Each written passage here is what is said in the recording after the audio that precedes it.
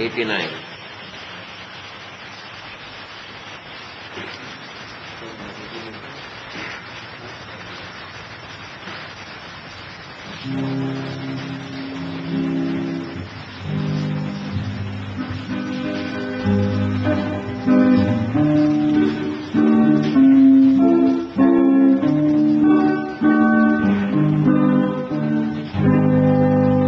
Ang buhay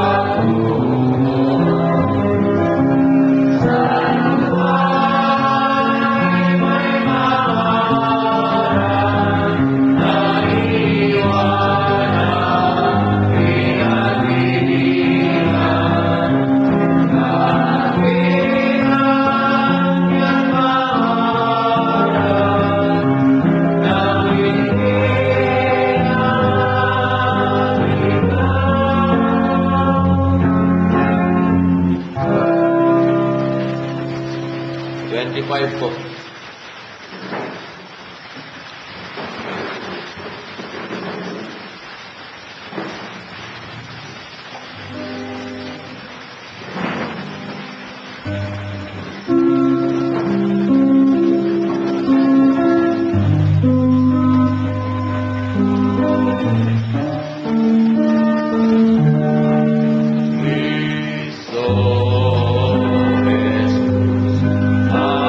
I know.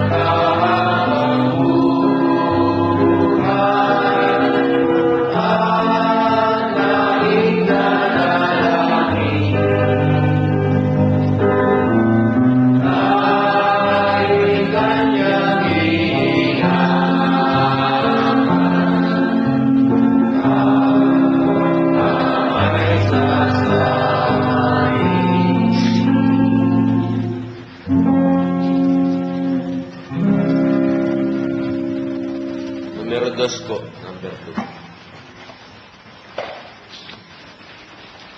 Hindi po tayo makapit.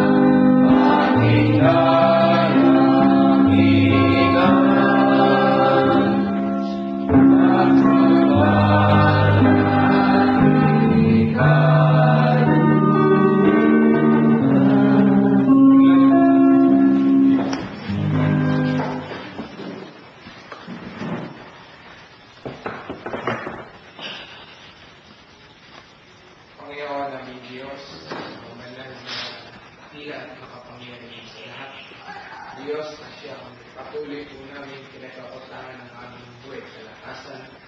Diyos na siyang patuloy na nagkakaloob ng mga pangailangan sa buhay ng bawat isa sa amin. Narito po kami magkakapatid, muli po'y nagkakasantin kami, Ama, pang patuloy po magkaabot sa iyong mataas sa kanilalagyan ng mga tinig na pagpapasalamat sa lahat ng kabutihan na patuloy mo pong ginagawad sa buhay ng bawat isa sa amin. Nagpapasalamat kami na ng Diyos sa patuloy mo pong pagbibigay sa bawat isa sa amin ng aming mga pangangailangan sa araw-araw. Nabagamat sa mga panahon ito'y naganap sa iyong Panginoon ang kahirapan.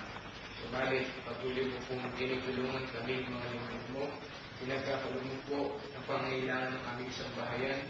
Binibigyan mo kami ng ilang Diyos ng maraming pagkakataon. Bagat may mga sandali at pagkakataon, patuloy mo po kami nakikita sa aming mga kahinaan sa pagwawalang mahala sa patuloy pinakalumpo sa bawat isa amin.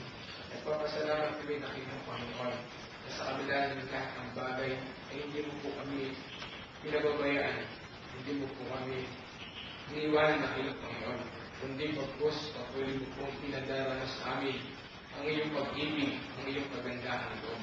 Higit po namin pinagpapasalamat sa iyo, Ama, ang patuloy mo pong pag-iingat ng aming pananampalataya na anuman ang dumating sa buhay ng bawat isa amin. Patuloy ka po namin nararamdaman sa aming mga puso. Patuloy ka po namin sinasagunin ang iyong Panginoon.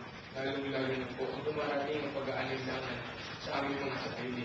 Ang Panginoon, wala po kami maigaganti sa lahat ng iyong kabutihan. Hindi ba na lamang patuloy po namin purihin, pasalamatan ng iyong marangal na pangalan. Sambahin ka po namin sa pamamagitan ng Espiritu at Panginoon. Pagkat namin lahat na kami mga lipid mong taglay sa aming mga sarili, ang aming mga kahinaan. Pagkat namin na pinang Panginoon, na kami naging marumi sa iyong harapan. Narito kami magkakapatid, lumalapit at makikipusog sa iyo. Kami isang pailinisin mo po at patawarin kami mula sa aming mga kahinaan, mula sa aming mga pagkakapatid. Patuloy ko po sana amang ituwin ang aming mga sarili upang kami karapat dapat kami mga anak mo na lagi na pumupuri sa iyong pangalan. Narito po kami ilang mga lipid mo sa ulit ang panahon ito. Nang kasi mga sandali ito'y umaasa na ilang Ama sa iyong pamamanlupay. Umaasa kami ng inyong Panginoon sa iyong pag-iligtas. Narito po kami kung isang pa sa pagkakataon ito'y tanggapin ang iyong mga kapwiran na siya magiging gabay ng bawat sa amin upang patuloy po namin harapin ang marami pong mga pagsubok na maaaring dumating sa aming mga paglilipod. Pati namin lahat ang ilang Panginoon na hindi pa po sapat ang aming mga pagawa. Pati namin ang ilang Panginoon. Napakarami pa po namin mga pagkukulang sa iyo. Sila namin ang ilang Panginoon. Ang kahirapan na maaaring salangahin ng bawat sa amin. Maaaring dumating ng ilang Panginoon sa aming mga paglilipod. Ang iba't ibang kahirapan, gawin matagalan namin ito ng ilang Panginoon. At patuloy mo po sana nakita tatapatan ng aming mga puso. Sa kabila ng ilang Panginoon ng hirap, ang aabutin ng ilang mga lingkod. Nakita mo po sana ang patuloy ka po namin pinikilala sa aming mga buhay. Huwag mo po sana masumpungan ng bawat isa amin. Ay kitatawakan namin pagdating ng mga araw yung pinagdamit sa dito na ito. Ngunit pagpos nakita mo kami ang nananatiling tapat at patuloy kong naglalaga ng malaking tiwala sa iyo sa iyong kaisa-isang anak. Ang ilang Ama, wala po kami ng ibang mapupuntahan kundi sa iyo sa iyong kaisa-isang anak. Kaya naman patuloy mo po sana kami kandulihin magkakapatid. Patuloy mo po sana ang mapalakasin ang aming mga kalooban. At dumarating mga sandali na nasusubok ang aming mga pananampalataya. O ang ilang Panginoon, ang tanging nagkakaloob ng buhay na walang hanggan. Kaya sa ilang kami kilala ng ilang Panginoon. Okay, bago dumating ang mga sandali at mga masamang araw sa buhay ng bawat isa amin. Okay, patuloy po namin ang pagtapatan ang napakahalagang tungkulin pinigay mo po sa aming lahat. At ilang Ama, dinadalangin namin sa iyo mga kapatid po namin. Hindi po namin nakakapiling sa mga ganitong pagkakataon. Ano ba ang kanilang kahilan? Ito po ang hindi na nakakaalam. Subalit, narito po kami ilang mga hamak na lipido. Handa po kami magpakasakapan sa iyo sa muli pong ipagbabalik loob ng pananampalataya ng aming mga kapatid. Nadalangin namin sa iyo ang aming mga karamdaman dahil higit ang mga lipid mong nararating sa balik ng karamdaman.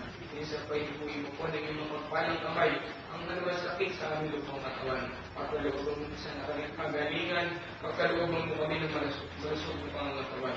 Upang upang patuloy pa rin kami makaganap sa tungkulin binigay mo po sa bawat isa sa amin. Umaasa kami sa pagkakataong ito, po ang siyang mangunguna sa kalagitnaan ng aming pagkakatipon. Ang lahat ng gabi aming hinihiling, pinasasalamatan sa pamamagitan ng ating Panginoon sa Kristo.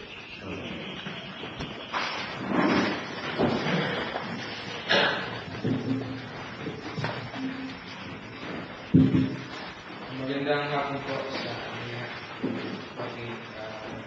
muli ay sumabing kapayapaan ng ating Panginoon Diyos. At bago po natin pumunin ang ating aralin sa pagkakataon ito, ay muli po natin bibigyan daan ang pagre-repaso po ng ating aralin na karaan.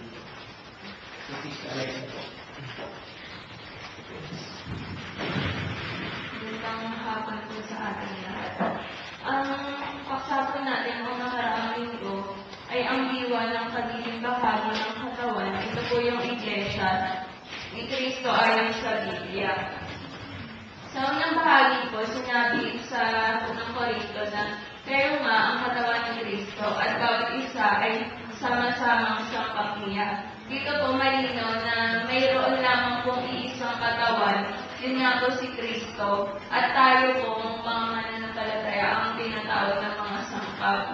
Sa unang Korinto din po, sinabi na upang huwag magkaroon ng pagkakabahagi sa katawan. Tapos sa Roma po, sinabi na sa makatuwid baga upang ako at kayo ay maaliw sa inyo. Ang bawat isa sa atin sa pananampalataya ng iba, ang sa inyo at sa akin. Dito po sa dalawang talatang ito, nakita po natin na yung bawat sangkap, mayroon pong iba't ibang ginagamba ng bahagi. Pero yung isa lang po yung goal nila. At saka yung mga sangkap po, sila po nagtutulungan para yung goal na yun ma-achieve po nila. Tapos na-mention din po ni Brad Lando yung tungkol sa harmonious relationship. Dito po, parang sinabi po niya na tayo pong mga magkakapatid, dapat mapanatili po natin yung ito nga pong harmonious relationship. Hindi po tulad ng pumupunta lang po tayo, tsaka yung bubong lang po ng kapilyang ito yung nagbubuklod sa bawat isa sa atin. Sa huling bahagi naman po, sinabi na sa gawa, sinabi na nagsisikain sila ng pagkain na may galak at may katapatan ng puso. At sa Efeso po, sinabi na pagkasakitan ninyong ingatan ang pakikipagkaisa sa Espiritu na taling ng kapayapaan.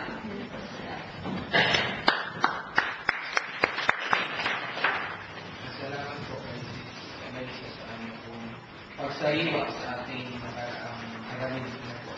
Napakahalaga po noong pagkakinalaki natin noong nakaraang linggo, kung saan ay naka-address po sa ating lahat na kami Orlando, yung paksa natin. May sinulat siya dyan mga letra na ako lang yung letter U. Ano po? Yung sa Satan Church na kinakatawan mo o kinakatawan ko o kinakatawan mo. Na itong iglesyang ito na binubuo ng iba't ibang tao ay napakahalaga po ng gampanan ng isa't isa at hindi po pwedeng itakwil o ipagwalang bahala yung ibang bahagi, yung iba pang bahagi. Kundi pinakikita roon ng ating aralin yung importansya at pagbibigay importansya sa isa't isa, pangit ng bahagi o pangit ng itong sangkap. Sabihin natin sa estado man ng buhay, hindi tayo pare-pareho, may mahirap, may mayaman, kinakailangan natin tanggapin ang isa't isa bilang katawan, bilang isang iglesia sa harapan ng ating Panginoon. Kasi kinakailangan natin magawa mapagtagumpayan ng bagay ito, mga kapatid. Kasi kung makaligsan para bagang hindi natin nabibigyan ng importansya, yung malalim na importansya yung tinatawag na kapatiran o yung tungkulin o yung pagpapahalaga sa tinatawag na iglesia. Na kaya kung lubos lang nating maiintindihan o maaabot yung bagay na mangyayari sa darating, siguro talagang makikita mo, sabi nga ng isang nagsalita, parang nakita niya yung kanyang kakulangan. Doon sa naging pagtalakay namin, pero kami pinag-aaralan mga kapatid, pero hindi pa po panon para sabihin sa inyo. Doon sa naging senaryo ng mga pag-aaral, may kinalaman kasi sa katapusan ng mundo. Sabi ng isang kasama namin na nag-meeting dito, talagang parang nakita niya yung kanyang parang kulang na kulang yung kanyang ginagawa. Ayan. Kung ikukumpara mo talaga doon sa mga taong makakasama ni Kristo sa paghahari, yun yung mga taong may mabuting patutuo tungkol kay Kristo, yung mga taong ipinakapaglaban si Kristo hanggang sa tinatawag na kamatayan, mga kapatid. Sa atin po, karaniwan, napakaliit na problema lang, napakadali natin sumusuko, napakadali natin umaayaw. Hindi pa po nangyayari, hindi pa po natin inaabutan o nararanasan, mga kapatid, yung isang propesiyang dapat maganap sa banal na kasulatan ng iba kundi yung matinding kapighatian. Itong taon, kalisabay ng matinding kapighatian, yung pagdating ng Antikristo. At kalisabay ng matinding kapighatian, kung paano ilarawan ng Biblia yun, malibang paikli ng Diyos yung sandaling yun, walang taong makaligtas. Galing-lalo na po ang mga mananampalataya. Dahil palit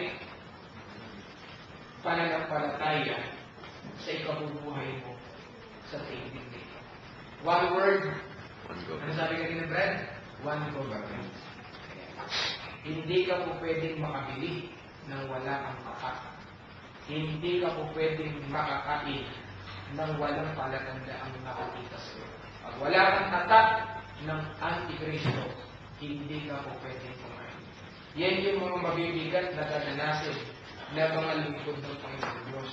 Na sa ngayon pa lang, parang napakadali natin sumuko, napakadali natin panghinaan ng loob. Pero sa totoo lang, minsan na, noong ding araw na yun, napag-usapan namin, parang nakakatakot pala yung merong anak. Pag dumating yung sandali na yun, wala kang mabibilan. Talagang isang paghahanda ang dapat gawin na bawat isa sa atin. Hindi pa man dumadating yung sandali na yun, dapat tayong maging handa.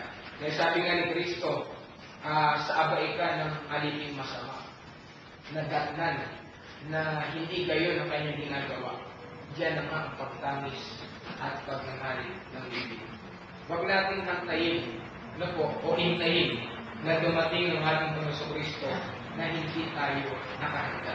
Kinakailangan maging handa ang bawat isa atin sa napakahalagang gampanin, tungkulin at papel mo bilang kabilang doon sa tinatawag na Iglesia. Ngayon po ang ating tatalakayin, yung pong pagkakaiba ng kalooban at paraan ng Diyos sa pamamaraan at kalooban ng tao. Alam po ninyo, yung standard po ng Diyos, malayo po doon sa standard natin. Ano po? Bilang tao, marami at madali para sa atin ang mag-isip. Ano po? At yung bagay na ating iniisip, nagiging matwid para sa ating mga sarili. Pero dapat natin ikonsidera yung kung ginagawa ba natin, sinasang-ayunan ba ng Diyos, at yung bang pamamaraan natin, katulad din ba ng pamamaraan ng Diyos. Sabi ni Pablo sa Korinto, lahat ng bagay ay matuwid, ngunit hindi lahat ng bagay nararapat. Bilang tao, magagawa natin yung gusto natin. Di ba? Ibinigay sa atin ng Diyos yung ating kalayaan, yung ating free will, pumili, gawin kung ano ba yung gusto natin gawin. Pero huwag natin kakalimutan yung sinabi ni Pablo, lahat ng bagay matuwid, pero hindi lahat ng bagay nararapat. Lahat ng bagay matuwid, ngunit hindi lahat ng bagay ay makapagpapatibay. Dito po, mapapansin natin na yung kalooban at pamamaraan ng Diyos at kalooban at pamamaraan ng tao, makikita po natin naghihiwalay. Iba kasi yung takbo ng pag-iisip ng tao doon sa pag-iisip ng ating Panginoon Diyos. Mas madalas, kakontra po ng kalooban at paraan ng tao yung gusto mangyari ng Diyos para po sa ikabubuti nating mga tao, mga kapatid. Ito po ang maiksing aralin na ating tatalakayin sa pagkakataong ito, na kung saan ay ipakikita po natin sa pamamagitan po ng banal na kasulatan yung pong kalooban at pamamaraan ng Diyos, pamamaraan at kalooban ng tao, kung paano po sila nagkakaiba. Dito pa lang, sa unang talata pa lang kung ating babasahin kung paano ipakikita ng kasulatan ng kalooban at pamamaraan ng Diyos, ikalawang hari. Sa 5:1 na ikalawang hari hanggang 17, medyo mahaba po mga kapatid, itutok na lang po natin yung ating pakinig. Sinaaman nga na punong kawal ng hukbo ng hari sa Syria ay dakilang lalaki sa kanyang Panginoon at marangal, sapagkat sa pamamagitan nilang bigay ang Panginoon ng pagtatagumpay sa Syria. Siya rin na may malakas na lalaki na may tapang, ngunit may netong. Ayan. Kung track record po ang titignan po natin, napakaganda ng track record ni Naaman. Ayan. Masasabi natin, bukod dun sa hari sa Syria, siguro siya na yung pinakamakapangyarihang lalaki sa bansang yun. Ano po? At sa pamamagitan ng wika niya, binigyan niya ng pagtatagumpay yung kanyang Panginoon.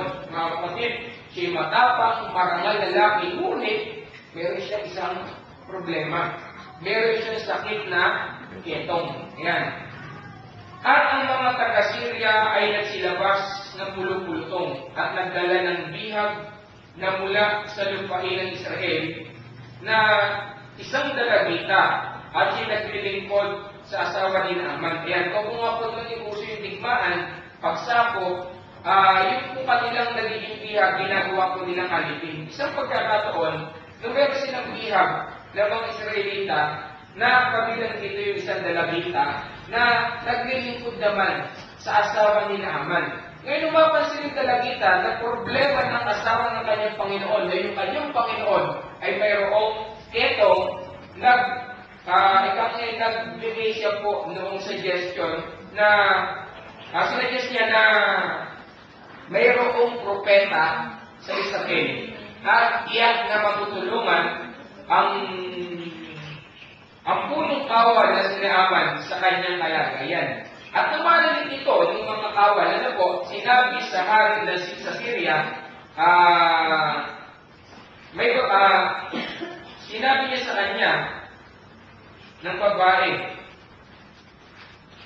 marunawa, ang aking Panginoon ay marak sa propeta ng Samaria, kung pagagalingin niya siya sa kanyang ketong. At pumasok ang isa at pinalihin sa kanyang Panginoon, na sinasabi, ganito ang sabi ng dalagitan nagmula sa lupain ng Ehipto. At sinabi ng hari sa Syria, yumaong ka. At aking magpapadala ng sulat sa hari ng Israel, at yumaon at nagdala siya ng 10 talentong pila at 6,000 putol na ginto at 10 pangpalit na bisan. Ayan, meron pang parang dalang regalo. Ano po? Bilang pagkilala, paggalang, may kang pakikiraan doon po sa hari noong Israel. Ayan. Nangyari na po na dumating itong si Naaman sa lupain ng Israel, mga kapatid kay Eliseo. Yan, inakala pa nga ng hari ng Israel na para bagang ginagawa lang siya ng butas para siya matigma. Ano po? Noong Syria. Yan, sabi nito, na magkakaroon na balikan ni Eliseo na lalaki ng Diyos na hinapak ng hari sa Israel ang kanyang suot at siya nagsugo sa hari at nagsabi, bakit mo hinapak ang iyong mga pasutan? paparituin mo siya sa akin at kanyang malalaman na may isang propeta sa Israel.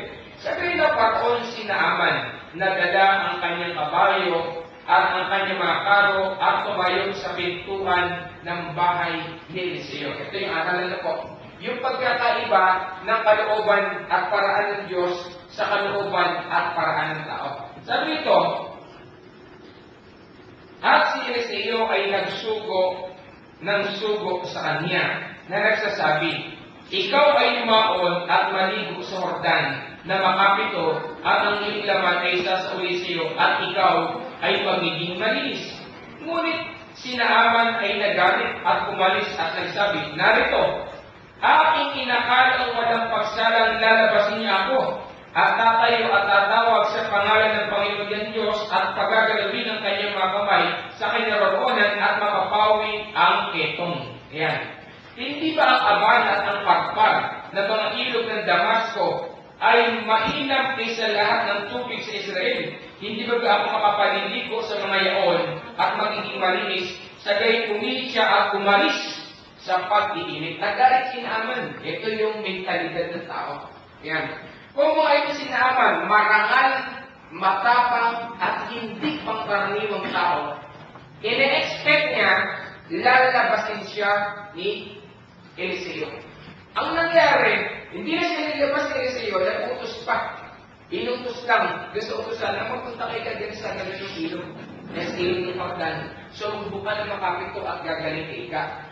Tingnan po ninyo yung kalooban ng tao, lalo-lalo pala pag medyo kang nakakangat ka sa buhay, yung kalooban mo at pamamarang inaakala mo, ganun yung gagawin sa iyo. Special treatment, di ba? Ngayon, ang dapat natin makita rito, yung pamamaraan at kalooban ng Diyos. Ano po, mga kapatid? Kaya sabi ng isa, ano po, at ang kanyang mga lingkod ay nagsilapit at nagsipagsalita sa kanya at nagsabi, Ama ko, kung ipinaggagawa sa iyo ng propetang ito ang anumang mahirap na bagay, hindi mo ba gagawin? Kung doon ka gagaling, di ba? At matagal mo ng problema sa sakit mo na yan, kung sakali itong ipagawa sa iyo mahirap ng tawag ito, hindi mo ba ikagagawin? Yan, sabi nung kanyang kawal. Kung ipagawa niya sa iyo ang anumang mahirap na bagay, hindi mo ba gagawin? Yan. Gaano nga kung sabihin niya sa iyo na ikaw ay maligo at magiging malinis ka? Napakasimple yung pagagawa sa akin. Lulubog lang siya sa ilog ng Hordan na makapito. Yan. Doon, nagkaroon ng pag-iisip itong si Naaman. Mga kapatid, nang magkagilupuso siya, at sumugong makapito sa Hordan, ayon sa sabi ng lalaki ng Diyos, at ang kanyang laman ay nagsauling gaya ng laman ng isang munting baka at siya naging malinis. At siya bumalik sa lalaki ng Diyos at ang buong pulutong at naparoon na tumayo sa harap niya at siya nagsabi, narito, ngayon, aking talastas na walang ibang Diyos sa buong lupa, kundi sa Israel lamang. Ito yung paraan ng Diyos eh. Kung sinasabi sa Diyos, lumusong ka, lumusong ka. Ayan. E kung mga yung paraan at kalooban ng tao, iyon yung pinaiiran niya, kung pinaiiran at nagmati kasi Naaman, gagaling ba siya? Hindi. Ayan. Buti na lang, may nakapagpayo sa kanya. Dito po, pinakikita lang po ng kasaysayan na talagang iba yung inaasahan at pamamaraan at nilalaman ng kalooban ng tao sa pamamaraan at kalooban ng Diyos. Ngayon, bilang pagpapasakop sa kalooban at paraan ng Diyos, kinakailangan ang tao dumaan sa prosesong ito, mga kapatid. Sa Lucas po, sa 9:23, ganito po ang ating magbabasa. Sinabi niya sa lahat, kung ang sino man tao ay ibig sumunod sa akin, ano paraan ang kalooban ng Diyos? Ay tumanggi sa kanya sarili at pasalin sa araw-araw ang krus at sumunod sa akin. Ayan. Ito yung paraan ng Diyos. Ano po mga kapatid? Kung ang sino man tao ibig sumunod sa akin, ang gusto ng Diyos, kalooban ng Diyos at paraan ng Diyos, itanggi mo ang iyong sarili. Alam natin na napakarami kong napapasok sa pananampalataya, na bagamat nasa pananampalataya, pinapangyari pa yung kanyang sariling kalooban at yung kanyang sariling kagustuhan. Ang gusto kasi ng tao malaya na, pero ligtas pa rin. Ayan. Sabi ng Biblia sa bawat isa atin, sapagkat ang sino bang pag-ibig, iligtas ang kanyang buhay, mawawalan ito. Datapwat ang sino bang mawalan ng kanyang buhay dahil sa akin, sabi ni Kristo, maliligtas ang taong ito. Yung ipaubaya niya yung kanyang sarili at mabuhay bilang isang Kristiyano, makakamtan niya ang kaligtasan. Pero ang sino man tao ang wake up na mag-ibig, mabuhay, na may kalayaan. Ibig sabihin na may kalayaan, lahat ng gusto na gawin niya at isipin niya, magagawa niya, mawawalan nito. Ang gusto ni Kristo o ng Diyos, kung ang sino bang taong ibig maglingkod sa akin, importante, itanggi mo ang iyong sarili at sundin mo iyong pamamaraan na iniutos ng Diyos. Kasi yung pamamaraan ng Diyos, iyon yung maghahatid sa atin sa ikabubuti rin naman natin. Kahit kailan po, ang Diyos hindi naglayon ng ikasasama natin. Ano po? Lahat ng bagay na pinagagawa niya sa atin, sa ikabubuti po natin. Yan. Yung kasaysayan lang ng Israel kung sila hindi naging matigas, yan, talagang maaabot nila mga kapatid. Yun dapat nilang maabot kung naging mabuti lamang sila sa pagsunod sa paraan at sa kalooban ng Panginoon. Ganon din po tayo sa huling panahon ito na kinakailangan papangyarihin natin at panaigin natin kung ano po yung kalooban at pamamaraan ng Diyos na dapat natin gawin at siyang pinagagawa sa atin. At hindi yung paraan at sarili nating kalooban ang dapat na mangyari at maghari. Paano po ipinakikita ng kasulatan ang pagkakaiba ng paraan at kalooban ng Diyos sa kalooban at pamamaraan ng tao? Tignan po ninyo sa Juan. Ito po, napakalinaw. Nakadetalye ang kalooban at paraan ng Diyos sa aklat nito ng Juan. 3:1. Ganito po. May isang lalaki nga na sa mga Pariseo na nagngangalang Nicodemo, isang pinuno ng mga Hudyo. Ito rin ay naparoon sa kanya ng gabi at sa kanya nagsabi, Rabbi, nalalaman namin ikaw ay isang guro na nagbuhat sa Diyos, sapagkat walang makagagawa ng mga tanda na iyong ginagawa maliban na kung sumasa kanya ang Diyos. Sumagot si Jesus at sa kanya sinabi, katotohanan sinasabi ko sa iyo, maliban na ang tao'y ipanganak na muli, hindi siya makakakita ng kaharian ng Diyos. Ano po yung isa sa kailangan na pagdaanan ng tao upang makarating siya sa kaharian ng Diyos? Yung panganganak na muli. Maliban daw, ano po, kung hindi ka pala dadaan sa prosesong ito, hindi ka magtatamo ng kaligtasan. Tama ba? Ayan. Kaya sabi ni Kristo, maliban na ang tao itong anak na muli, hindi siya makakapasok sa kaharian ng Diyos. Sinabi sa kanya ni Nicodemo, paano may panganganak ang tao kung siya'y matanda na? Makakapasok baga siya bilang ikalawa sa tiyan ng kanyang ina at ipanganganak ni material ni Nicodemo yung salita ni Kristo. Ano po? Inakala niya sa material na paraan yung sinasabi ni Kristo. Sumagot sa Jesus, katotohanan sinasabi ko sa iyo. Maliban na ang tao'y ipanganak ng tubig at ng Espiritu, hindi siya makakapasok sa kaharian ng Diyos. Sa madaling salita, ang paraan at ang kaloobang ipinakikita ng Diyos sa talatang ito dapat masunod. Ano po?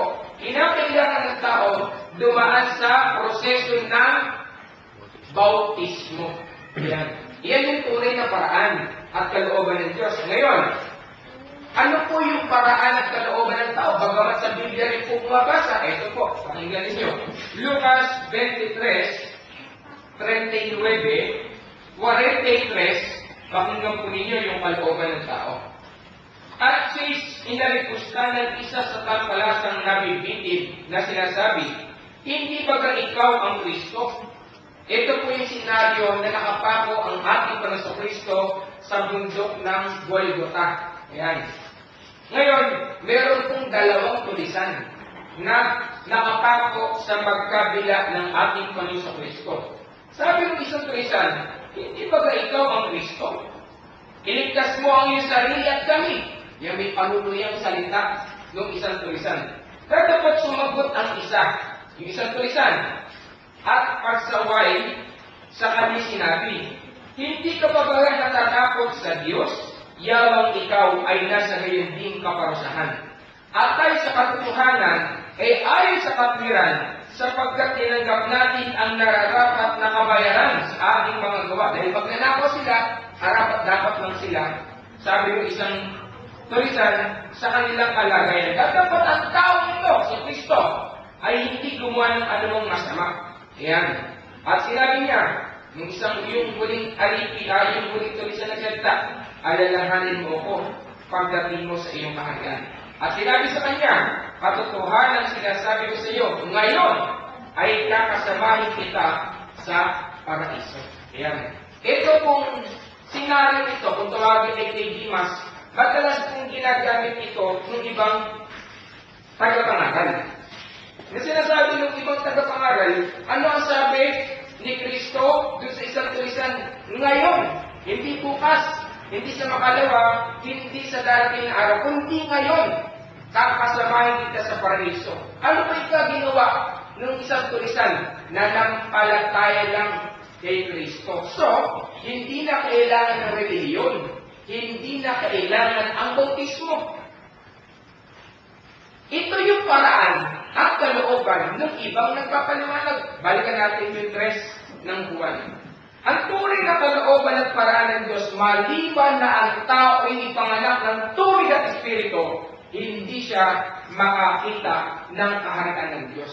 Pangalawa, tingnan po ninyo, basahin natin ito.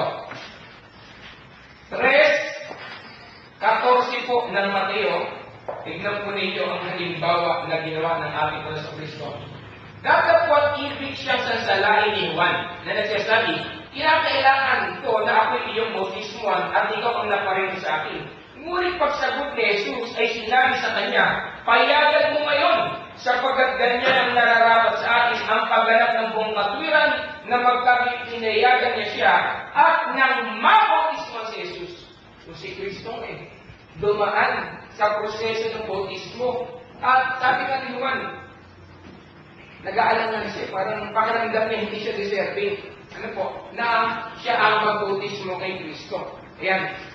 Magdalagnay ka ng panyapak, hindi ako karapat dapat bautismo ang pakita. Ayan. Sabi ni Kristo, payagan mo kita. Sapagkat ganyan ang nararapat sa atin ang pagganap ng buong katwiran. Kung hindi po mahalaga yung bautismo, dahil si Kristo pa ang naging ehemplo nito. At sinabi nga ni Kristo, maliban na ang tayo panganak ng tubig at espiritu, hindi siya makakakita ng kaharian ng Diyos. Ito po ang kalooban at paraan ng Diyos. Yung sinasabi po ng iba, si Dimas daw, hindi na dumaan sa bautismo. Tanong, mga kapatid, yung pangyayari ni Dimas, isang pambihirang pagkakataon.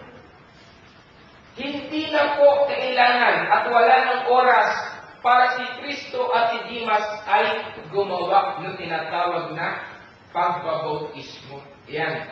Tingnan po ninyo, kahit sa talata po ng Biblia binabasa yan, pero nakikita natin yung sariling paraan at kalooban ng tao kapag binabasa ang mga bahagi ng kasulatan. Nabasa lang, mga kapatid, yung talatang si Dimas, pinagsalita ni Kristong buhat ngayon, kakasamahin kita sa paraiso, nagkaroon na agad ng konklusyon. Yung pong ibang tagapangaral na hindi na rin po kailangan ang religion, ang bautismo o ang paggawa, kundi ang kailangan lamang ay manampalataya kay Kristo. Kalooban po ng tao yan. Hindi po yan yung kalooban ng Diyos, mga kapatid. Sabi nga sa Facebook, marami kang mabasa, Jesus is my Savior, not my religion.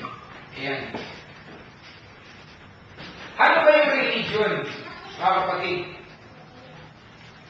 Grupo ito ng mga taong naniniwala sa Diyos. Ayan. Kung hindi makapagliligtas ang reliyon, sinasabi nila, ano po, at hindi na mahalaga ang reliyon, bakit yung ibang tao na nagsasabi nito, umaalis pa doon sa pananampalatayang Katoliko?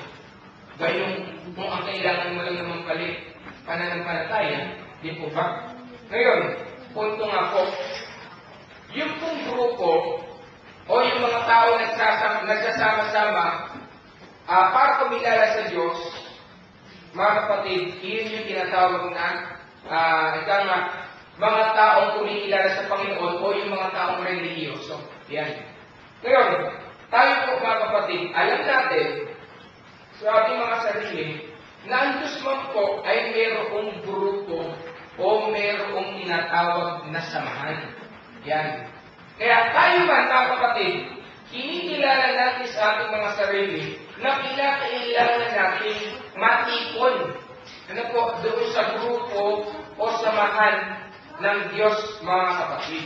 Kaya sabi ng Biblia, pinakita sa atin kung paano ipinakikita ng Biblia ang pagkakaiba ng paraan at kalooban ng Diyos at pamamaraan at kalooban ng tao. Dito pa lang, sa talatang ating ibinasa, malinaw po kung paano pinatatakbo ng iba ang talatang ito. Ikalawa, ito po, 7:13 po ng Mateo, ganito po ang ating mababasa sa pagtuturo ng kasulatan. Kayo'y magsipasok sa makipot na pintuan. Ito ulit, yung kalooban at pamamaraan ng Diyos. Ano yung pamamaraan itinuturo ng Diyos? Kayo'y magsipasok sa makipot na pintuan, sapagkat maluwang ang pintuan at malapad ang daan patungo sa pagkapahamak, at marami ang dooy nagsisipasok, sapagkat makipot ang pintuan at makitid ang daan patungo sa buhay, at kakaunti ang nakakasumpong noon. Yan. Kay Kristo, ito yung dapat yung daanan. Maliit lang yung daan at pintuang itinuturo ni Kristo. Kung dito ka magiging dapat, hindi mo, parang inaaman. Kung dito ka magiging dapat, hindi mo pa magagawang lumakad dito sa makipot na pintuan at makitid na daan. Pipiliin natin yung maluwang at malapad na daan. Kasi yung daang tinuturo ni Kristo, maaaring lubak-lubak, maaaring maputik, maaaring madamo. Kaya parang wala kang ganang lumakad at dumaan dito. Yan. Samantalang yung maluwang at malapad na daan, masaya doon. Maraming doon ay naglalakad. Marami kang nakikita, ginhawang-ginhawa. Yan. Kaya lang, ang hantungan na doon ay pagkapahamak. Dito pa lang po sa ilang talatang ipinakikita natin, makikita natin kung alin yung nilalakaran ng tao at kung alin yung pinapangyari nila sa kanilang sarili. Walang iba kundi yung kanilang sariling paraan at yung kanilang sariling kalooban. Dahil yung kalooban ni Kristo, ayaw nilang payagan na yung kalooban at paraan ni Kristo ang siya nilang dapat lakaran. Kaya kung ganun po yung magiging prinsipyo natin, hindi tayo lalakad doon sa paraan at kaloobang itinuturo ng Biblia, ganito po ang sabi ng kasulatan sa aklat po ng Roma, sa 10 ang talata 1. Mga kapatid, ang nais ng aking puso at aking panalangin sa Diyos ay patungkol sa kanila, upang sila'y mga ligtas, sapagkat sila'y pinatotohanan ko na may mga pagmamalasakit sa Diyos dapat hindi ayon sa pagkakilala. Sapagkat sa hindi nila pagkaalam ng katwiran ng Diyos at sa pagsusumaki na maitayo ang sarili kanila, hindi sila napasakop sa katwiran ng Diyos. Napaka-importante na masakop tayo ng paraan at katwiran ng ating Panginoon Diyos, mga kapatid. Napakasarap po na dumating man yung sandali ng pagtatagumpay. Makabilang tayo doon sa magtatagumpay. Kung ilarawan nga yan ng Biblia, wala ng hapis, wala ng luha, doon sa banal na syudad na pagdadalhan sa mga taong magtatagumpay, at ang magtatagumpay lamang yung mga taong sumunod sa kalooban at paraan ng ating Panginoon Diyos, mga kapatid. Ngayon, ano po ang paraan ng Diyos upang tamuhin ang pagtatagumpay sa paglilingkod? Ito yung dapat nating maabot Kanina nga pinapanood natin yung sa YouTube, pinapanood ko kina Brad Michael, kina Brad Joel, yung dokumentaryo ni Lucy Cruz Valdez na Katapusan. Yung facial reaction ni pagkagulat, pagkatakot doon sa mga magaganap at mangyayari sa huling panahon, mga kapatid. Na tayo po ay talagang umaasa tayo kung aabutan, kung hindi naman, magkaroon tayo ng pondo para maging dapat tayo, mga kapatid, pagdating ng panahon. Yun yung pinaka-importante. Nagkaroon ka ng pagkakataon na paglingkuran ng Diyos, huwag natin sayangin ang pagkakataon ito. Dahil hindi sa lahat ng pagkakataon, mayroon pong pagkakataon na makapagtapat sa harapan ng ating Panginoon Diyos. Kasi tayo bilang tao, sinasamantala natin yung oras at pagkakataon natin hindi para gugulin sa pagtatapat sa Diyos, kundi para gugulin sa buhay nito, mga kapatid. Ngayon, ano po yung paraan ng Diyos upang tamuhin ng pagtatagumpay sa larangan po ng paglilingkod?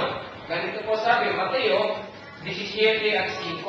Samantalang nagsasalita pa siya, narito, ang isang mahinting na alapaap ay lumiling sa kanila, at narito, ang isang tinik na mula sa alapaap at nagsasabi, ito ang sinisinta kong anak. Ang siya kong kinalulugan, siya ang inyong pakinggan. Malinaw, ito ang sinisinta kong anak na aking kinalulugan, siya. Kung meron kang dapat pakinggan, si Kristo. Ano po? Si Kristo. Yung dapat mong pakinggan, sapagkat si Kristo ang itinuturo ng Ama, na dapat natin pakinggan. Sinabi nga ni Kristo, maliban na ang tao'y panganak ng tubig at Espiritu, hindi siya makakapasok sa kaharian ng Diyos. Sino ba yung mas paniniwala natin? Si Kristo nagsasalita ng bagay na ito? O yung tao nagsasalita, hindi mo na kailangan yung bautismo, kundi pananampalataya lamang kay Kristo. Ngayon, kung si Kristo po ang itinuturo ng Diyos na dapat natin pakinggan, at kung si Kristo isang dakilang halimbawa ng pagiging masunuring anak sa kanyang Ama, ano po ba ang patotoo ni Kristo? Ano po? Tungkol sa kanyang sariling propesiya na magaganap sa kanya. Hebreo 10:5 po. Ganito po sinasabi ng banal na kasulatan ang nilalaman ng aklat na ito, mga kapatid. Kaya pagpasok niya sa sanlibutan, propesiya pa lang, nagarating siya sa sanlibutan. Yan, sinariwan ni Pablo. Ay sinabi, kain at handog ay hindi mo ibig. Ngunit isang katawan ang sa akin ay ihanda mo.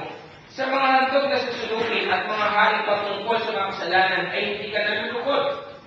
Nang pagkagoy sinabi ko, narito, ako'y pumaparito sa balumbon ng aklat na natusulat tungkol sa akin. Bakit? Upang gawin, O Diyos, ang iyong kalooban. Yan, sabi ni Kristo, tungkol sa Kanya yung nasusulat sa balumbon ng aklat. Ano yung tungkol sa Kanya? Upang gawin ko ika, O Diyos, ang iyong kalooban. Kung tubusin, isang pambihirang pagkakataon namin nangyari kay Kristo na madala at mabuhay bilang isang tao sa sanlibutan ito, pero hindi niya sinamantala yung pagkakataon na yon, hindi niya pinaniral yung kanyang paraan at sariling kalooban. Di ba tumating sa kanya yung sandali na, Ama, kung baga maaari, ilayin mo sa akin ang sarap ito. Ngayon pa man, wag nawang mangyari na sa akin, kundi ang iyong kalooban. Talagang laging isinasaalang-alang ni Kristo yung kalooban ng Diyos na sa kanyang nagsugo, mga kapatid. Ngayon, tanungin natin ang Biblia, ano po ba yung kalooban ng Diyos para kay Kristo, mga kapatid? Sa aklat po ng Amos, sa 9 at talata 11 ng Amos, ito po ang kalooban ng Diyos para kay Kristo pagdating niya sa sanlibutan. Sa araw na yaon, hula po ito. Isa po itong propesiya na hindi pa po nagaganap yung salitain at isulat ni Propeta Amos. Isang bagay na ipinagpauna na magaganap sa matagal pang panahon. Ayan. Ano yun yung propesiya tungkol kay Kristo? Sa araw na iyon, ay ibabangon ko ang tabernakulo ni David na nabuwal. At tatakpan ko ang mga sira niyon. At ibabangon ko ang buho niyon. Aking itatayo na gaya ng mga araw ng una. Meron pong propesiya si Amos tungkol po sa tabernakulo ni David na nabuwal na muling itatayo. Ayan. At ang katuparan nito, walang iba kundi ang ating Panginoon sa Kristo. Inulit din po ito sa Gawa 15:17 na muling itatayo ang tabernakulo ni David. Yan. Sabi po ni Apostol Pedro, ayon sa kanyang pagsasalaysay sa kanyang mga kaapostol nung panahong magkakaharap sila, mga kapatid. Tanong, nagkaroon po ba ng katuparan yung pong propesiya na inihula tungkol sa muling pagtatayo ng tabernakulo ni David, mga kapatid? Ito po ang katuparan ng propesiya na malawang panahon sinilita, pero ito po ay naganap sa panahon ng ating Panginoong Kristo. At sinasabi ko naman sa iyo na ikaw ay Pedro, at sa ibabaw ng batong ito, itatayo ko ang aking iglesia. Yan yung katuparan ng hula. Kasi po yung unang iglesia, yun po yung iglesia sa ilang. Yung mga inakay ni Moises, yun yung iglesia sa ilang, yun yung nabuwal, yun yung nawala, yun yung nangalat. Ngayon, may magpapaon na rin si Moises na meron ikat sa hulihang po. Yan, na magtatayo ng bagay nito. Tungkol pa rin po yan sa ating Panginoon Kristo. Ngayon, sa Biblia po, tinutupad lang ni Kristo yung propesiya at yung kalooban at paraan ng Diyos. Naganap po ito nung muli niyang maitayo yung tinatawag na iglesia. Kung meron mang tamang samahan at grupo na samahan sa Diyos, wala pong iba kundi yung iglesyang itinayo ng ating Panginoong Jesucristo. Kahit saan makarating, mga kapatid, ang tinutukoy, mga kapatid, na tamang grupo at samahan sa pag-aari ng Diyos, walang iba kundi yung iglesia ng Diyos, mga kapatid. Kung meron na tayong dapat gawin ngayon, ito ay pakipagkaisahan at sampalatayanan yung iglesyang itinayo, hindi ng tao, kundi ng Diyos, mga kapatid. At kung meron mong tinawag noon, sila Pablo. Hindi para tayo tawagin ngayon, kundi tayo yung mga taong nakatadhana sa Biblia na may mga taong susulpot sa uling kapanahunan na maging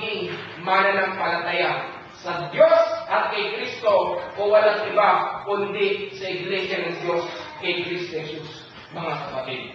Sabi nga ni Kristo, dinadalangin ko sila.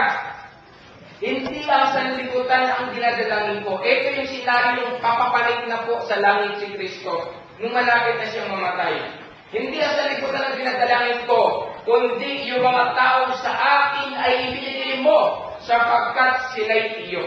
Hindi dinadalangin niya yung mga apostol at yung mga taong sumampalataya sa kanila. Ayan. Hindi lang sila, yung mga apostol at yung mga alagad na sumampalataya kay Kristo. Hindi lang sila ang dinadalangin ko, kundi yung mga taong sa akin ay hindi nakakita, gayon man ay sumampalataya. Kung tutusin niya, mas mapalad pa tayo sa isang apostol at disipulo ni Kristo na si Tomas. Sabi ni Tomas, malibang makita ko ang butas sa iyong kamay, sa iyong tagiliran, hindi ako sasampalataya. Napakabigat yung kondisyon ni Tomas, to see is to believe.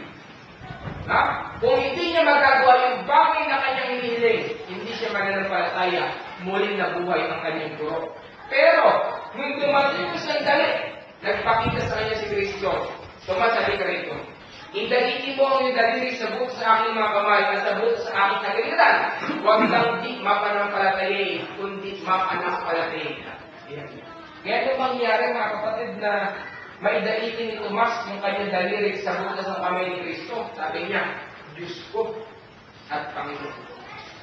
Nangyari yung gusto niya. Sabi ni Kristo, mapalit ka Tomas, nagawa mo yung gusto mo at nakita mo yung gusto mong makita. Pero, initiyan ko sa iyo, Tomas, higit na mapalad yung mga taong hindi nakakita sa akin, gayon man ay nagsampalataya sa pamamagitan ng kanilang mga salita. Dito na po tayo nakahanay, ito na po mga kapatid. Kung meron man tayo dapat gawin ngayon, una sa lahat, sampalatayanan mo yung tinupad na propesya ni Kristo na muling maitayo yung iglesia na grupo at samahang ang nagtayo, walang iba kundi ang Diyos. Kung meron kang dapat gawin, sampalatayanan mo itong walang pag-aalinlangan, mga kapatid. Hindi para pawalang kabuluhan. Kasi sinasabi ng iba, hindi na raw kailangan ang iglesia, kundi personal na pakikipagrelasyon kay Kristo. Sabi naman ni Pablo ay ito. Unang Korinto 11:22, ganito po ang ating mababasa, mga kapatid. Ano? Wala baga kayong mga bahay na inyong makakanan at maiinuman? O niwawalang halaga ninyo ang iglesia ng Diyos? Yan. At hinihiya ninyo ang walang anuman. Ano ang aking sasabihin sa inyo? Kayo ba'y aking pupurihin sa bagay ito? Hindi ko kayo pinupuri. Tingnan nyo nga yung salita ni Pablo. Di ba walang halaga ba ninyo yung iglesia ng Diyos? Sa bagay ito, hindi ko kayo pinupuri. Bakit? Diyan ko na buwis ang buhay ni Kristo. Kayo lamang, mga kapatid, yung pong samahang sa Diyos. Sabi nga niya, pakanin ninyo ang aking kawan na binili ko ng sarili kong dugo. Yan. Magiging pakulit ako. Sabi ko nga, kung hindi na mahalaga yung iglesia, hindi na para itayo ni Kristo yan. Hindi na para tubusin ng dugo ni Kristo yan, mga kapatid. Kung hindi na mahalaga ang iglesia. Kung mahalaga ang iglesia, sabi niya, ni Pablo sa 10:32 ng unang Korinto, huwag kayo magbibigay ng anumang kapintasan, ng anumang katitiran sa Hudyo, sa Griego, ni sa iglesia man ng Diyos, mga kapatid. Ito pong paksang ito ay karugtong. At ito po'y tatalakayin sa susunod na linggo, mga kapatid. Kaya abangan po natin yung pong senaryo ng tinatawag na iglesia sa ulit ng panahon ng ito na dapat natin sampalatayanan at kilalanin. Kung yung ibang tagapangarag, lalong-lalo sa Elipe, walang ibang pinagsisigawan yan. Wala ka ibang makikitang grupo at samahan o tamang reliyon sa Biblia Biblia, kundi ang iglesia lamang ng Diyos. Masaktan ka kayo ang masasaktan. Magalit na kayo kung magagalit sa akin. Totoo naman yun eh. Pag ako tinanong mo, kung alin yung tamang reliyon at pananampalataya sa Biblia, isa lang ang sasagot ko, iglesia ng Diyos. Totoo naman yun eh. May tinutukoy pa po bang ibang pananampalataya sa loob ng Biblia, mga kapatid? Wala na po. Bakit? Tignan po ninyo rito. 5:32 po ng Efeso. Ang hiwagang ito ay dakila. Dadapat sinasalita ko ang tungkol ni Kristo at tungkol sa iglesia. Wala namang ibang tutukoy dito pananampalataya, kundi yung iglesia lang. Na may kaugnayan sa Diyos at may kaugnayan kay Kristo. Pwedeng sabihin na tayo mga sarili, na tayo'y mapaghatol. Ano po? Hindi tayo mahatol. Binabasa lang natin kung ano po ang nasusulat. Sabi ng Biblia, huwag nga tayong hihigit sa bagay na nasusulat. Di po ba? Kinakailangan ng basahin natin kung ano yung nasusulat. Iyan po yung nakasulat sa Biblia. Napakalinaw po ng letra. Ngayon, kung meron pa man dapat gawin ngayon, sampalatayanan mo at pangpagkaisahan mo yung iglesia itinayo, hindi ng tao, kundi ng Diyos, mga kapatid. Hanggang dito po, muli, isang mapagpala at makabulong hapon po ang sumating lahat ng mga kapatid. At bago po tayo magtagubili sa pamamagitan pa rin po ng panalangin, umawit po tayo ng pahin sa pahin seminaryo. Pagkaran po ay pangungunahan tayo sa panalangin ni kapatid na Cyril.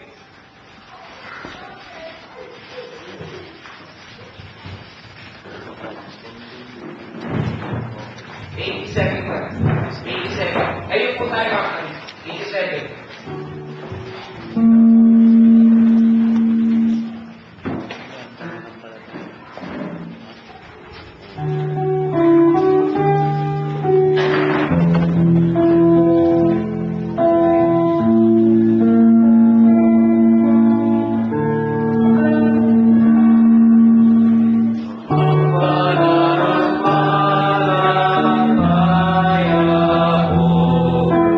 Ay, wala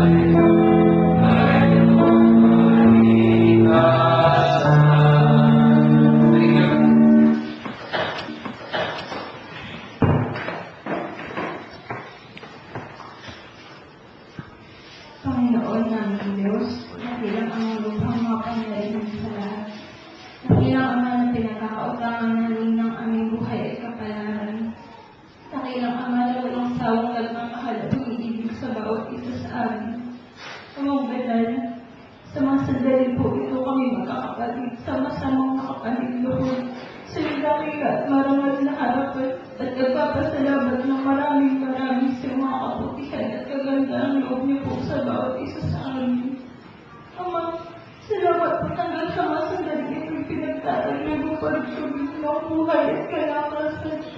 Salamat po sa pagkakataon pinagkaloob mo sa amin.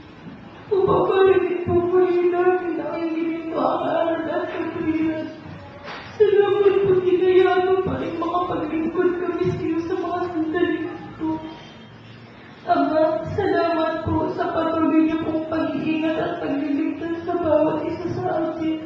Ngayon sa mga sandali ito'y tinataglay pa rin namin yung pananampalataya at pinagkaloob niyo sa bawat isa sa amin. Ama, sa kabila po na mga kabutihan at kagandaang loob niyo sa amin, patuloy ka ba rin po nakakasumpong ng mga pagkukulang at pagkakasala sa amin. Patuloy mo po sana ang bawat isa sa amin ang inisip mo po sana aming mga puso't kaluluwang nagkasala sa iyo. Upang sabihin ng aming pananampahang ito'y minsan maging karapat-dapat dyan sa iyong mataas na kaitaasan. Ang ganun, loobin mo po sana ang bawat buti ng aral at katwiran na aming narinig at napag-aaralan ay magamit po namin sa pang-araw-araw ng aming pagbubuhay sa sanlibutan ito. Loobin mo po sana kaming magkakapatid ay magsilbing ilaw ang magulo at malito. Ang matigil na sanlibutan ito upang sa ganun sa aming mga gawa ay purihin, dakilain at sambahin ang iyong marangal at dakilang pangalan. Sana ang lagi mong ipaalala sa amin na lahat ng pamamaraan at kagustuhan mo ay makakapos sa amin at huwag namin suwanin ang iyong kalooban. Aking salamat, itinadalangin po namin sa iyo. Mga kapatid po namin nasa balik na karamdaman. Ipuhin mo po sana ang kanilang mga lupang katawan. Pagalingin mo po sana ang kanilang karamdaman upang makasama po ulit namin sila sa aming paglilingkod sa iyo. Sa mga kapatid po namin na namihina ang pananampalataya ngayon, pakikata mo po sana ang kanilang puso't kalooban. Ipaalala mo po sana sa kanila na sila'y may kalulawang ipagsusulit sa iyo pagdaligtaw ng panahon. Sa mga lalaking itinatindi ko po sa amin, lalo mo po sana palakasin pa ang kanilang kalooban sa bawat pagsubok na dumarating sa kanilang mga buhay. Loobin mo po sana mapagkakadyan nila ang mga aral pagsusulit. Hindi po mga pagkakapatid, pakaingatan mo po sana ang aming pananampalataya. Sana po, sa inyo na ikaw at siya ang magbukas ang aming mga buhay. Sa ilang ama, sino ka sa buhay namin ang aming kapalaran sa mga susunod pang araw. Ano mo po ang mangyari sa amin? Sana ikaw yung lahat makasama namin. Wala po kaming magagawa sa ganda namin sarili lamang po hindi namin makakasama. Salamat pakinggan sa pagdating ng maaraw. Lalo pang tumatagpong ibay.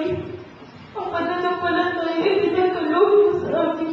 At ang pagpapusan kaya ang mataay kaming nahibo at nayan at nalimutan ito. Ang banal, ang lahat po bang ginakayang pagbitain na aking maumig na laging nilip po ng pagkasaloob mo sa taong pangalan sa makataan na ang dahil ng pagkasaligtas sa si Cristo Jesus.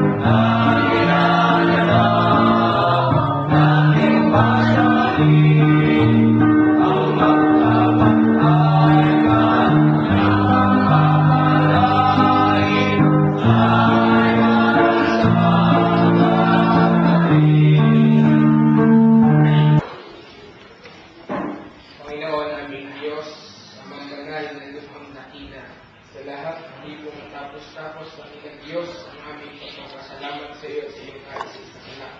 Na muli ay pinigyan mo po ng isang pagkakataon ng bawat isa amin na sa araw na ito ay sama-sama kami makatugon sa tungkuling binigay mo po sa aming pananagutan. Salamat Dakilang Ama sa pagkakataon. Makaganap kami sa gabi ito. Pagamat nakukulang at nagkakamali kami magkakapatid, hindi mo po hinahayaang maging salat sa katwiran ng aming puso at pananampalataya. Kundi sa pagkakataon ito ay muli mo pong dinilig ng iyong mga aral ng aming mga puso. Upang sa pamamagitan ng mga aral nito'y patuloy mo po kami mapalalahanan at maging gabay ng bawat isa sa amin ng mga aral nito. Kung paano mo po Dakilang Ama, pinakita sa bawat isa sa amin na kinakailangan namin magtapat, kinakailangan namin kilalanin na ibugtong na anak habang kami nabubuhay, ay dapat na makita mo sa amin Dakilang Panginoon ang malalim na pagpapahalaga sa pananampalataya minsan mo lamang pinatulog sa bawat isa sa amin. Naway makita mo kami Ama sa iba yung paglilingkod, sa iba yung pagsisikap Dakilang Ama na makatugon sa tungkuling hiyatang mo po sa aming pananagutan. Makita mo kami Dakilang Panginoon sa mas malalim pang pangahawak ng aming pananampalataya. Nalalaman namin Dakilang Panginoon na may mga bagay po kung magaganap at mangyayari sa bibig na ito na kinakailangan namin mag-tiis at kinakailangan mong makita ang katapatan ng aming mga puso. Yung mag-iman na sandali Dakilang Panginoon, hindi ka po sana namin itakwil, kundi pagkus kilalanin ka namin hanggang sa tamuhin namin Dakilang Panginoon na pinapangakong walang hilibat ang buhay na walang hanggan. Dakilang Panginoon, wala na po kami ibang hinahangad, kundi ang maging karapat dapat sa iyo. Ang patuloy po namin maabot Dakilang Diyos ang pinapangako mo sa amin walang dilibat ang buhay na walang hanggan. Nalalaman namin Dakilang Panginoon ang nalalapit na pagparitay ng bugtong na anak. May makita mo po ang bawat isa amin Dakilang Panginoon na nagsisikap at nagtutulong-tulong ang bawat isa amin. Na patuloy po kami maging bahagi sa lalo pong ikasisigla ng aming mga pagsasama-sama. Kapagtagumpayin mo kami Dakilang Diyos sa paglalahad ng katwiran sa gitna ng aming mga kapatao, lalo-lalo na po sa mga kapatid po namin pinagkahinaan ng loob. Alisin mo po ang anumang pag-aalinlangan sa aming mga puso. Nawainikun mo po ang aming pananampalataya sa ipinapangako mong walang dilibat ang buhay na walang hanggan. Ama, hanggang sa aming pag-iwahiwalay, sa iyo po namin muli tinatagubilin Dakilang Panginoon ang aming buhay, ang aming kalakasan. Lalo tinit Dakilang Panginoon ang mga halaga na patuloy pong pinagkakaloob ng iyong mga anak. Naway maging kasangkapan at bahagi dito sa lalo pong ikasisigla ng pananampalataya ng bawat isa amin. Sa iyo namin ihabilin Dakilang Panginoon ang pinakamahalagang bagay sa aming buhay, ang aming pananampalataya. Ingatan mo po sana ito Dakilang Panginoon. Ang ikasabawiin mo po ang aming hiram na buhay. Ingatan mo po Dakilang Panginoon ang mga gusto na sa amin ay pinagkatiwala mo. Ang kalusugan ng bawat isa amin. Ang aming pagsasama-sama ay ingatan mo. Ganito kami Ama, na nananampalataya sa iyo at sa iyong bugtong na anak na wala kong halong pag-aalinlangan. Ang lahat ng ito'y aming nihiling sa pamamagitan at sa pagligtas na sa Kristo